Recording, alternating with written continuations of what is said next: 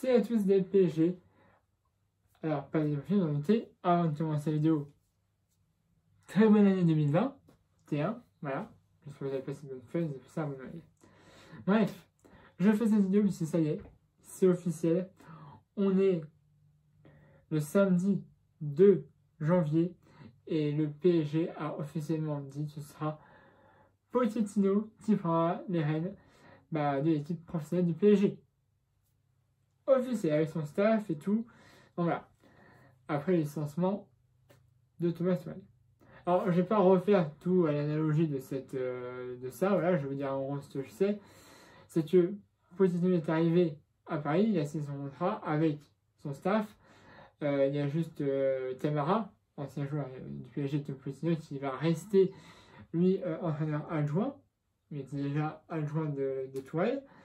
Et puis finalement, il a Pochettino a dit qu'il pouvait aussi rester entraîneur adjoint. Du coup, on a Pochettino et Camara qui restent, en tout cas, normalement pour l'instant, entraîneur adjoint. Voilà. Alors, je vais recevoir des messages, ça je leur donne pas, qui vont me dire, et surtout ce Pochettino va nous faire des champions, on va gagner notre 10e titre de champion de France. Je sais pas. Moi, je dis, je ne suis pas en relation avec Pochettino, ni les joueurs, ni avec le président, avec n'importe qui. J'ai pas d'infos plus précises que ça. Je crois qu'il a signé un contrat qui rouge jusqu'en 2022, plus une option, si tout se passe bien. Mais voilà, je sais pas comment travaille Pochettino, je sais pas si les gens l'ont déjà rencontré, mais voilà, c'est ce que je sais. Après, si vous allez me dire, est-ce qu'il peut nous faire la Ligue des Champions? Je sais pas. Voilà. Est-ce que cette nomination va nous entraîner des départs ou même des arrivées pour ce mercato, puisque normalement le mercato va commencer aujourd'hui, le 2 janvier, et terminera le 1er février. Je sais pas, il y a beaucoup de rumeurs qui circulent autour de certains joueurs qui pourraient être recrutés grâce à Pochettino, mais il faut quand même savoir que le licenciement de Tuchel nous a déjà coûté entre 7 et 8 millions d'euros, ce n'est pas rien. Donc voilà, plus la crise sanitaire, voilà, on n'est pas non plus, on va dire, riche. C'est un très riche pour certains. Et là, voilà, on n'a pas non plus un budget illimité pour ce mercato-là. Donc, après, est-ce qu'il faut dégraisser? Évidemment que oui. Évidemment. Alors après, qui? Je sais pas. Je veux dire, on peut très bien vendre Ryan Draxler, qui avait été pendant une année la recrue phare, mais qui cette année, il faut l'avouer, n'est pas non plus un éclair. C'est ok là. Toi, plus près avec lui. Donc voilà. Il y a quand même des joueurs, c'est pas non plus. Ça va, j'en parle même pas. Donc voilà.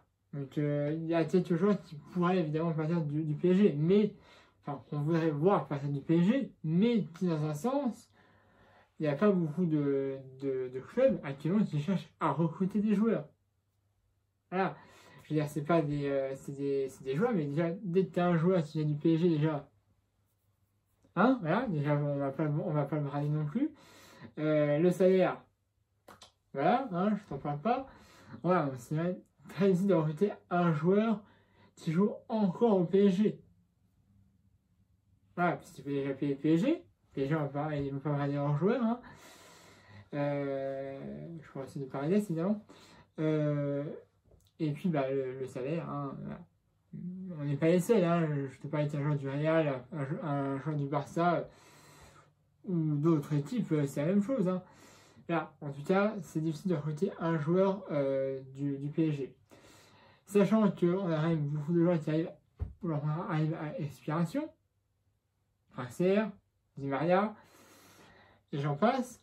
Donc du coup, même si dans un sens, on les laisse partir gratuitement, on n'a plus leur salaire à payer, c'est déjà une chose qui nous revient, mais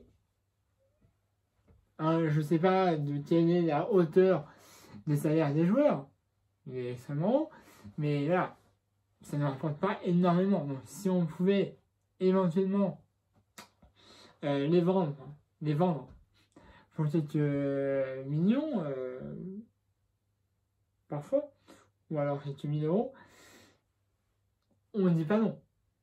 On ne dit pas non. Hein. Si on fait vendre un joueur à 20 ou 30 millions d'euros, actuellement, on va pas faire la fine bouche. Hein, donc voilà. Et bon, en tout cas, si on peut récupérer quelques millions à des joueurs vendus dès cet été, ça nous fait du bien. Après, en sens des arrivées, il y a des rumeurs. Christian, Ali, Messi, Dybala. Bref, voilà, toutes ces rumeurs-là, c'est des rumeurs. Donc, je ne vais pas tout vous dire, puisque c'est des rumeurs et j'ai rien de fait pour l'instant. Voilà. Je vous dis, je ne suis pas en discussion avec Pochettino, je ne le connais pas, il ne me connaît pas. Voilà. Moi, je vous dis ce que moi j'apprends sur le tas. Et après, je vérifie évidemment que tout ça soit évidemment vrai avant de vous faire une vidéo. Donc voilà. Je vous dérange pas plus. Voilà. Oui, dernière chose. Les joueurs reprendront l'entraînement demain, dimanche. Donc ils pourront faire la connaissance de Pochettino et son staff. Dernière chose, du coup, donc, le prochain match, c'est le 6.